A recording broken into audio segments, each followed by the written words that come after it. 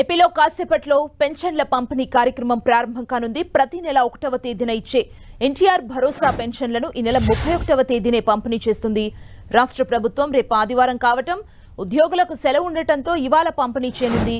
ఎన్టీఆర్ భరోసా పెన్షన్ల పథకం అమల్లో భాగంగా నూతన ప్రభుత్వం పెంచిన సామాజిక భద్రతా పెన్షన్స్ ని పెన్షన్దారులకు ఇంటి వద్దే పంపిణీ చేయనుంది.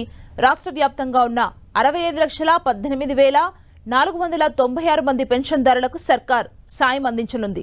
ఇక ఇవాళ కర్నూలు జిల్లాలో సీఎం చంద్రబాబు పర్యటించనున్నారు. ముందుగా పత్తికొండ మండలం పుచ్చకాయలమడ గ్రామంలో పెన్షన్ పంపిణీ కార్యక్రమానికి సీఎం చంద్రబాబు హాజరు కావాల్సి ఉండగా అనివార్య కారణాల వల్ల పత్తికొండ మండలంలోని కార్యక్రమం రద్దయినట్లు సమాచారం. ఇప్పుడు సీఎం చంద్రబాబు ఓర్వకల్లులో పెన్షన్ల పంపిణీ కార్యక్రమానికి హాజరు కానున్నారు. ఓర్వకల్లు మండల కేంద్రంలో సీఎం చంద్రబాబు పెన్షన్లు పంపిణీ చేయనున్నారు. ఓర్వకల్లు హైస్కూల్లో ఏర్పాటు చేసిన కార్యక్రమానికి సీఎం హాజరవుతారు.